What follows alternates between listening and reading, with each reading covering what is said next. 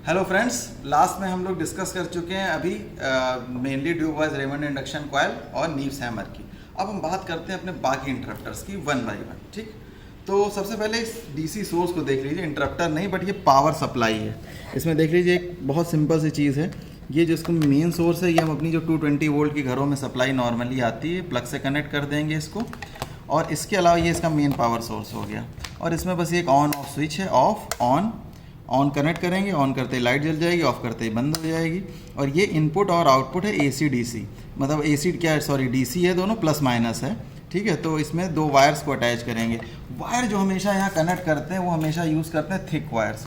Always thick wires in primary circuit and thin wires in the secondary circuit. ये जो आप induction coil को भी देखेंगे, इंडक्शन कॉयल में यहाँ पे थिक वायर है, इसके अंदर थिन वायर है। इसमें 300 टर्न्स हैं बट इसमें 3000 के अराउंड टर्न्स हैं। टर्न्स का नंबर डिफरेंट है। ये सब बहुत डिटेल में समझ में आने वाला है, एक इसके लिए सेपरेट वीडियो होगा। बट इसको अभी फ़िलहाल देखिए। यहाँ से आपने इन वायर्स को कनेक्ट किया, ये पार्ट हो गया प्राइमरी सर्किट का। ठीक है, फिर उसके बाद सेकेंडरी सर्किट को देखते हैं थोड़ा सा। सेकेंडरी सर्किट में क्या हो गया कि यहाँ से S1 S2 से जोड़ देंगे। यहाँ पर हम सिंपली, बहुत सिंपल सी चीज़, ये स्टिमुलेटिंग इलेक्ट्रोड सीधे लगा देते हैं। ठीक है, स्टिमुलेटिंग इलेक्ट्रोड यहाँ से कनेक्ट कर देते हैं। अगर इसमें बीच में ऑन ऑफ स्विच लगाना है तो हम यूज़ कर देते हैं शॉर्ट सर्किटिंग की का। ये नीचे का जो पोर्शन है, ये वो गैप है, इसको टेबल में ऐसे फंसा दिया और नीचे से लॉक कर दिया टेबल में लगा करके। ठीक है, और ये पोर्शन क्या है, जब इसको आपने ऐसे किया तो की ओपन हो गई और एक वायर इस पर जोड़ दिया, एक वायर यहाँ से यहाँ जोड़ दिया और इसके दो वायर यहाँ पे कनेक्ट कर दिए सिंपली, बिल्कुल ऐसे ही, बिल्कुल सिंपली कनेक्ट कर दिया। तो ये आउटपुट के दो पॉइंट हो गए। ये वायर को हमेशा एक चीज़ याद रखना कि हमेशा रब करना है, हमेशा रब करना है वायर्स को, क्योंकि ये जो वायर्स होते हैं ये सारे के सारे, इनके ऊपर एक कोटिंग रहती है जो इन्हें करंट कंडक्ट करने से रोकती है। क्योंकि तभी तो ये, अगर ऐसे आप कॉइलिंग नहीं करेंगे, अगर इन पर कोटिंग नहीं होगी, ये प्रोटेक्टेड नहीं होंगे, बैड कंडक्टर नहीं लगा होगा, तो ये आपस में शॉर्ट सर्किट कर जाएंगे। तो यहाँ पे जब आपको इनको वायर्स को ऐसे कनेक्शंस बनाने तो हमेशा सैंड पेपर से रब कर लेना है। ये ऐसे कनेक्ट हो गया। अब यहाँ पर, यहाँ से जो सप्लाई यार, इस पर एक वायर जोड़ दिया, एक वायर यहाँ से यहाँ तक जोड़ दिया। अब जब भी आप इसको की को ओपन, ये की ओपन पोजीशन है, ये क्लोज पोजीशन है, ये क्लोज हो गई, ये ओपन हो गई। अब जब की ओपन होगी तो करंट यहाँ से आया, इसमें चला गया, इधर से जो आया वो इसमें चला गया, मतलब एक कंप्लीट सर्किट इसके थ्रू बन गई। अब एक कंप्लीट सर्किट बन गई तो आप जैसे जहाँ पे स्टिमुलेट करने के लिए लगाएंगे वहाँ पे स्टिमुलेशन हो जाएगा। जब यहाँ पे मेक और ब्रेक होगा, इंड्यूस करंट प्रोड्यूस होगी। बट की को जब आपने क्लोज कर दिया, अब की क्लोज हो गई, तो क्लोज होते क्या हो, करंट यहाँ से आई, इस ये थिन, ये देखिए वायर्स काफ़ी पतले हैं, थिन वायर्स हैं, तो ये थिन वायर में इतनी रेजिस्टेंस बहुत ज़्यादा है। और यहाँ पे क्या है, यहाँ पे ये देखिए एक मोटा सा बिल्कुल पाथवे मिल गया, तो करंट हमेशा लो रेजिस्टेंस पाथवे पे करते हुए यहाँ से फ्लो करके चली जाएगी, शॉर्ट सर्किट हो जाएगी। इसीलिए इसका नाम शॉर्ट सर्किटिंग की है। करंट आई और सीधे फ्लो करके चली गई। जब आपने ओपन कर दिया, अब करंट को पास रास्ता नहीं है, तो करंट मजबूरी में यहाँ से आएगी और फिर इस इलेक्ट्रोड से फ्लो करते हुए फिर इससे निकलते हुए वापस ये रास्ता अपनाएगी। तो यहाँ पे आपको क्लियरिटी आ गई कि शॉर्ट सर्किटिंग की का काम क्या है। ये बस यहाँ से जैसे ही ज्वाइंट होता है इसको शॉर्ट कर देता है और करंट इस स्टिमुलेटर में जाना बंद कर देता है। सिंपल क्या हो, एक ऑन ऑफ स्विच हो गया आपका, और कुछ नहीं है। अब बाकी इंटरप्टर, एक इंटरप्टर तो आप देख ही चुके हैं, नीव्स हैमर।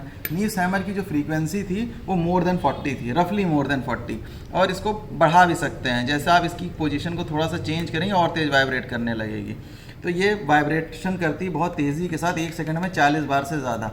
तो यहाँ पे क्या होता है, जितनी बार ये ऊपर नीचे मूव करती, मेक और ब्रेक होता है। और मेक और ब्रेक होने से क्या होता है, इस प्राइमरी कॉइल में कभी करंट गई, कभी नहीं गई, मेक पे गई, ब्रेक पे हट गई, मेक पे गई, फिर ब्रेक पे हट गई। ये आने और जाने की वजह से क्या होता है, फ्लक्स लगातार चेंज होता है, मैक्सिमम से ज़ीरो। और ये फ्लक्स जब चेंज होता है तब यहाँ से इंड्यूस करंट प्रोड्यूस होती है। अब दूसरा ऑप्शन क्या है प्राइमरी कॉइल में जोड़ने का, कि हमने टैपिंग की जोड़ लिया। अब टैपिंग की कैसे जोड़ा, टैपिंग की जोड़ना हो सिंपली, तो हमने एक थिक वायर यहाँ लिया, एक इसमें कनेक्ट कर दिया थिक वायर, यहाँ पे एक थिक वायर जोड़ दिया। ठीक है, और फिर उसके बाद एक यहाँ पे थिक वायर कनेक्ट कर दिया। खाली एक ही पॉइंट पे आपको बीच में लगाना है, बाकी आपको सब डायरेक्ट कनेक्शन बनाना है। ये आपने इसे मान लीजिए यहाँ से थिक वायर जोड़ दिया, फंसा दिया इसको। दूसरा आपने एक थिक वायर क्या किया, दूसरा थिक वायर आपने डायरेक्टली कनेक्ट कर दिया। ये थिक वायर, सॉरी, इसमें आपने जोड़ दिया डायरेक्टली, यहाँ से फंसा लेंगे, इसको डायरेक्टली कनेक्ट कर दिया और यहाँ से जो पॉइंट निकला उसमें एक वायर यहाँ से यहाँ कनेक्ट कर दिया। अब बीच में जब ये टच करेगा तभी सर्किट कंप्लीट होगी, छोड़ देंगे सर्किट हट जाएगी। ये घंटी वाला जो स्विच होता है ना घरों में, बेल वाला, वैसा ये किया, कनेक्ट, छोड़ दिया, डिस्कनेक्ट हो गया, make break, make break, make break, वही चीज़ है। तो ये सर्किट एक इसके थ्रू जोड़ देंगे और एक डायरेक्टली जोड़ देंगे। जब कनेक्ट करेंगे तब सर्किट कंप्लीट होगी, जब छोड़ देंगे सर्किट इनकम्प्लीट हो जाएगी। तो ये एक तरीके का इंटरप्टर होगा। अब इसकी फ्रीक्वेंसी क्या है, जितनी जल्दी हम दबा पाएँ उतनी ज़्यादा फ्रीक्वेंसी, आराम से दबाएँ तो फ्रीक्वेंसी कम, तो इसकी तो मैनुअली आपके हाथ में फ्रीक्वेंसी है। दूसरी चीज़, ये एक बड़ी इंटरेस्टिंग चीज़ है जिसे हम कहते हैं, एक आपने डिस्कस कर लिया ये इंटरप्टर, एक ये नीव हैमर हुआ, ये बिल्कुल लोएस्ट फ्रीक्वेंसी का, जब ऑन ऑफ आपने किया तभी हुआ। ये अपने आप देगा 1 सेकंड में मोर देन 40। इसकी आवाज़ बिल्कुल वैसे पुरानी वाली बेल की तरीके से होती है, बहुत तेज़ी के साथ वाइब्रेट करता है ये। यहाँ पर जो ये हो गया, ये है वेरिएबल इंटरप्टर, वाइब्रेटिंग पेंडुलम है। अब पेंडुलम क्यों कहते हैं इसको, क्योंकि ये पेंडुलम की तरह ऐसे ऐसे मूवमेंट करता है। इसमें 2 इलेक्ट्रोमैग्नेट्स लगे हुए हैं, ये 2 इलेक्ट्रोमैग्नेट्स लगे हुए हैं, ये तेज़ी के साथ ऐसे ऐसे मूव करता है। अब ये जो मूवमेंट दे रहा है हमें, ये मूवमेंट देखिए, ये जब जितनी बार ये टच कर रहा है उतनी बार सर्किट कंप्लीट कर रहा है, फिर सर्किट छोड़ रहा है, फिर टच कर रहा है, फिर सर्किट कंप्लीट कर रहा है। अब जितना इस स्क्रू को अंदर दबा देंगे उतना ज़्यादा इसका मूवमेंट कम हो गया, अब फ्रीक्वेंसी बढ़ गई, अब जल्दी जल्दी कनेक्शन होने लगा। और जितना आपने इस स्क्रू को बाहर की तरफ कर दिया उतनी फ्रीक्वेंसी कम हो गई।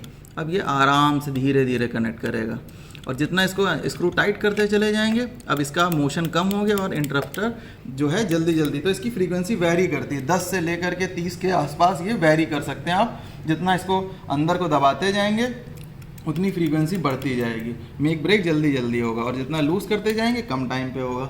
अब एक दूसरा चौथा देख लेते हैं, ये हमारा काइमोग्राफ। काइमोग्राफ को भी हम डिटेल में डिस्कस करेंगे, बट अभी शॉर्ट में इसको समझ लेते हैं। काइमोग्राफ एक रिकॉर्डिंग डिवाइस भी है और काइमोग्राफ एक जो है हमारी इंटरप्टर भी है। कैसे ऐसा इंटरप्टर काम करता है, देखिए रिकॉर्डिंग, तो अब इसका पूरा नाम अगर बोले तो this is the kymograph with rotating drum, क्योंकि ये ड्रम ऊपर लगा हुआ है जो एज अ रिकॉर्डिंग डिवाइस काम करेगा। और ये जो पॉइंट्स हैं, ये इसका, ये देखिए, ये इसका जो है ये कनेक्शन पॉइंट्स हैं, और ये इसके ये देखिए पूरा जो है ये कॉन्टैक्ट नॉब इसमें लगा हुआ है। ये जो कॉन्टैक्ट नॉब लगा हुआ है यहाँ पर देखिए, ऐसे ये मूव कर रहा है कॉन्टैक्ट नॉब, ये अंदर की तरफ। इसको थोड़ा सा हम लोग ऐसे दिखाने की कोशिश करते हैं तो आपको समझ में आएगा। ये कॉन्टैक्ट नॉब होता है, तो जब ये यहाँ पे स्ट्राइकर, ये जो स्ट्राइकर है ये आके टच करेगा, जैसे ही ये घूमते हुए आएगा, स्ट्राइकर दोनों हम ज्वाइंट भी कर सकते हैं, 2 बार स्टिमुलस के लिए भी यूज़ कर सकते हैं। तो ऐसे घूमते हुए आएगा जैसे स्ट्राइकर, तो ये जितनी बार घूमते हुए आएगा उतनी बार ये कांटेक्ट क्रिएट करेगा। तो हमने अगर इसकी स्पीड बढ़ा दी तो उतनी बार ये कांटेक्ट लेता रहेगा। और सबसे बड़ी खासियत इसकी ये है कि देखिए, जब आप चाहे नीव हैमर यूज़ करें या आप पेंडुलम यूज़ करें या टैपिंग की यूज़ करें, आप पॉइंट ऑफ स्टिमुलस मार्क नहीं कर सकते हैं। बट यहाँ पर जब ये घूमते हुए आता है और स्ट्राइक करता है, तब आपको पता है भाई कि ये जो पॉइंट है, जिस पॉइंट पर ये टच कर रहा है, यहाँ पर मैनुअली आप मार्क कर सकते हैं कि यही है पॉइंट ऑफ स्टिमुलस। बाकी चीज़ों में हमारे पास ये फैसिलिटी नहीं है। तो काइमोग्राफ हमें सबसे अच्छी ये देता है कि एक फिक्स इंटरवल के टाइम पे वहीं पर घूम के हर बार स्टिमुलस आ रहा है। जब ये रोटेट करते हुए यहाँ आएगा, इससे टच करेगा, तभी मेक ब्रेक होगा, तभी स्टिमुलस आएगा। तो ये हेल्प करता है पॉइंट ऑफ स्टिमुलस मार्क करने की। बाकी काइमोग्राफ का गियर स्पीड, उसको हम लोग बाद में डिटेल में डिस्कस करेंगे एज अ रिकॉर्डिंग डिवाइस। तो आपने आज क्या देख लिया, एक बार रैपिड रिवीजन की तरफ जाते हैं। डीसी सोर्स देख लिया, नीव हैमर समझ लिया, इसको तो आप डिटेल में समझ ही चुके हैं। पेंडुलम को देख लिया, टैपिंग की को देख लिया, और ये शॉर्ट सर्किटिंग की, जो कि इंटरप्टर नहीं है but it's work as a secondary switch in a secondary circuit में। आप इसको यूज़ करते हैं ऑन एंड ऑफ के लिए, कि कब हमें करंट देनी है, कब हमें नहीं देनी, एक तरीके से। बाकी ये आपने देखा, ये है कार्डियक स्टिमुलेटिंग इलेक्ट्रोड है, कार्डियक के लिए। क्यों? क्योंकि ये महीन सा है, थिन सा, आपको पता चल जाएगा कि भाई ये कार्डियक का है। और जो ये होता है, this is the thick one, ये जो मोटा सा होता है, ये हम नर्व मसल प्रिपरेशन के लिए यूज़ करते हैं। तो ये क्लियरिटी रहनी चाहिए, देख लेना। अगर थिक सा लग रहा है तो वो मसल का है, और बिल्कुल थिन सा है तो वो कार्डियक, क्योंकि कार्डियक वाला पोर्शन डेलिकेट है, छोटी जगह पे स्टिमुलेट करना है, तो हम यहाँ पर ये थिन वाला यूज़ कर लेते हैं। सो आई होप इतनी चीज़ें समझ में आई होंगी आपको। अब क्या बचा है, प्राइमरी और सेकेंडरी सर्किट को बहुत डिटेल में समझना है, वो बना देंगे। दूसरी चीज़ आपको क्या समझना है कि ये पूरा काइमोग्राफ कैसे काम करता है, और फिर बाकी बचे हुए इंस्ट्रूमेंट्स हम देखेंगे। सो बी कनेक्टेड विद मी, और आगे आप देखते रहिए, सारी चीज़ें आपको एक्सपेरिमेंटल लैब की पूरी डिटेल में मिल जाएंगी। Thank you friends, okay bye.